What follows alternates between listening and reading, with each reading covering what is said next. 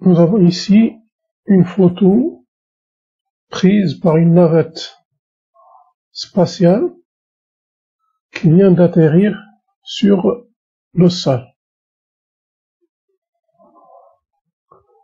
Donc on voit ici la Terre. En toute cette partie, vous avez la Terre. Au-dessus de la Terre, vous avez des couleurs différentes. Jaune, brun, blanc, bleu. Ces couleurs-là représentent l'atmosphère. Donc les couleurs que vous avez ici représentent l'atmosphère. Donc toute cette partie-là correspond à l'atmosphère. L'atmosphère, c'est une couche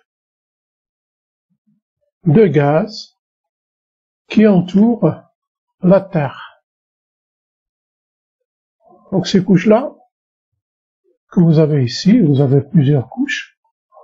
Vous avez la première couche et plusieurs couches avec des couleurs différentes.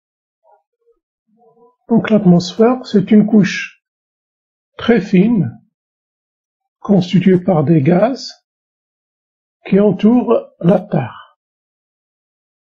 La couleur noire que vous avez ici représente la Terre solide. On a ici les altitudes en kilomètres. 0, 12, 15, 50 kilomètres. On voit ici la Lune. Cette couche-là correspond à la troposphère et sa limite supérieure qu'on appelle tropopause. Vous avez ici la stratosphère. La troposphère est située entre 0 et 12 km. Et la tropopause jusqu'à 15 km. La stratosphère, elle est limitée à 50 km d'altitude. L'atmosphère n'est pas une couche uniforme, homogène, mais elle est constituée de plusieurs couches de strates. Donc elle est stratifiée. Les strates de l'atmosphère sont déterminées par les contrastes de température entre ces strates, c'est-à-dire ces couches. La courbe que vous avez ici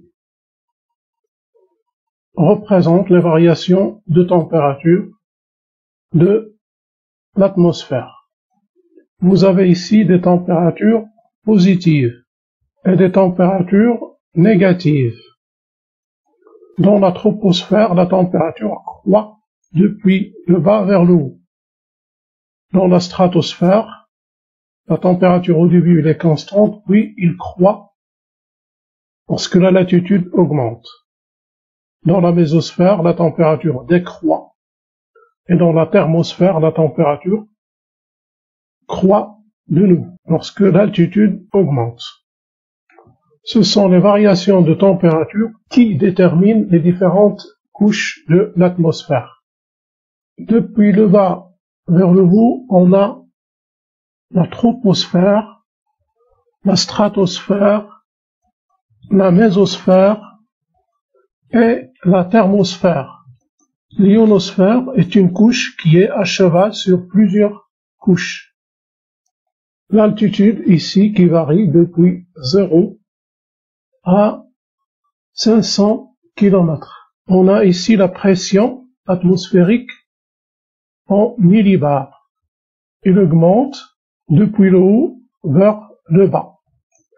La troposphère, située entre 0 et 16 km d'altitude, elle est caractérisée par des températures qui sont de plus en plus faibles lorsqu'on augmente en altitude. On représente ici l'Everest, la montagne la plus élevée sur Terre. Les avions commerciaux volent dans la zone située dans la troposphère. La stratosphère, elle est située entre 16 et 48 km. La stratosphère, elle est inaccessible à l'homme. Pour l'étudier, on envoie des ballons sondes.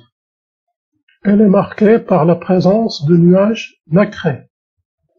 La couche d'ozone, elle est située dans la stratosphère. La molécule d'ozone est constituée par 3 atomes d'oxygène. On note ici que la quantité de rayonnement ultraviolet diminue de façon importante lorsqu'on arrive à la couche d'ozone. La couche d'ozone nous protège contre les rayonnements ultraviolets très nocifs qui arrivent sur la Terre. On rappelle une fois de plus que la température dans la stratosphère, il augmente lorsque l'altitude augmente. La mésosphère, elle est située en moyenne entre 48 et 80 km. Au sein de la mésosphère, la température décroît lorsque l'altitude augmente. L'atmosphère constitue un bouclier qui nous protège contre les météorites qui tombent sur la Terre. Le frottement de ces météorites contre l'atmosphère arrive à détruire la majorité des météorites au niveau de la mésosphère. La mésosphère, elle est située entre 48 et 80 km. Au-delà de 80 km, on a la thermosphère. La température de la thermosphère augmente avec l'altitude. Les satellites et les navettes spatiales sont situés à des orbites qui dépassent 500 km. Cette figure résume la structure verticale de l'atmosphère. La troposphère, c'est la couche la plus basse de l'atmosphère et qui est au contact avec la Terre. Lorsque l'altitude augmente, la température diminue avec un gradient de 6,5 degrés par kilomètre.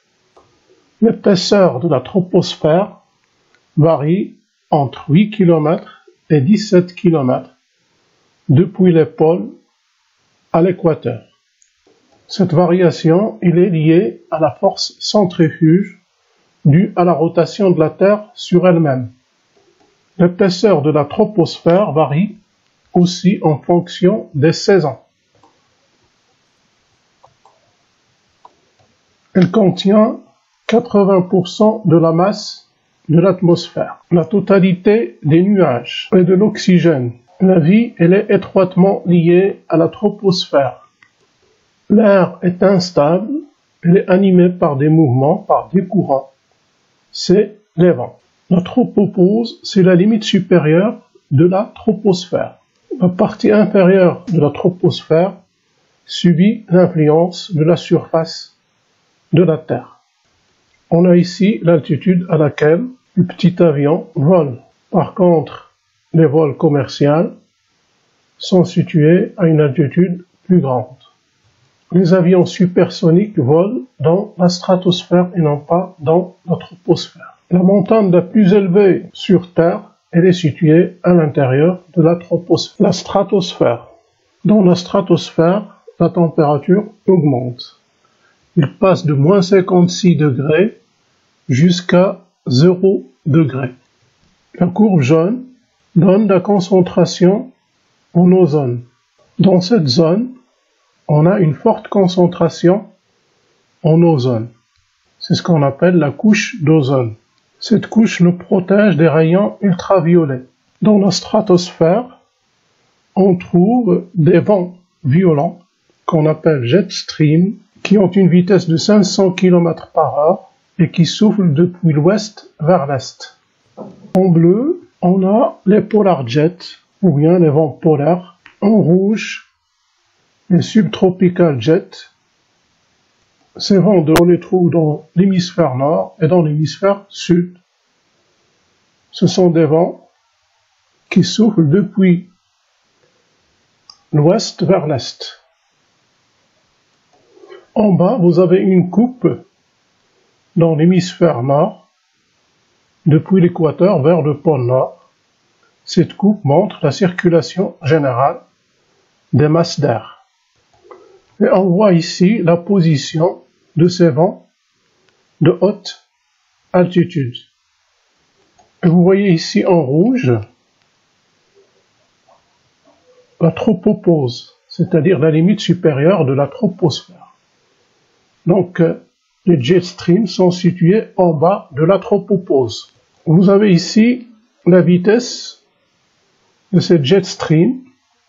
Et vous voyez que la vitesse diminue depuis le centre vers la périphérie.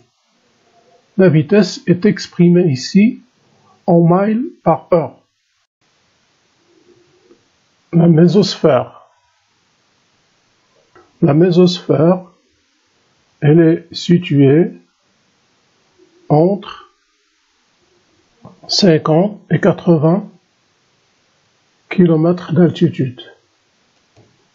Dans la mésosphère, la température diminue, il passe de 0 degré à moins 90 degrés. Les météorites et les satellites qui tombent du ciel sont détruites au niveau de la mésosphère. La quatrième couche de l'atmosphère, c'est la thermosphère. Au niveau de la thermosphère, la température augmente depuis moins 90 degrés jusqu'à des températures allant jusqu'à 1000 ou 2000 degrés à des altitudes de 250 km. Au sein de la thermosphère, les rayonnements solaires qui proviennent des éruptions solaires provoquent une ionisation de certains atomes et forment des aurores boréales. Cette image montre des aurores boréales qu'on peut voir dans les régions du pôle Nord. Cette image prise depuis l'espace montre la région d'Antarctique, au pôle Sud. Et il montre de magnifiques aurores australes. Donc vous aurez ici des aurores australes. L'ionosphère. Dans cette couche, il y a une ionisation partielle des gaz.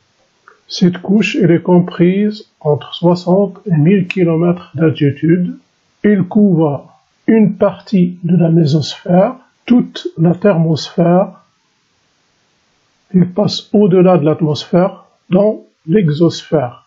L'ionosphère, on a dit qu'il couvre une partie de la mésosphère, la totalité de la thermosphère, et il passe l'exosphère. Donc, la composition de l'atmosphère.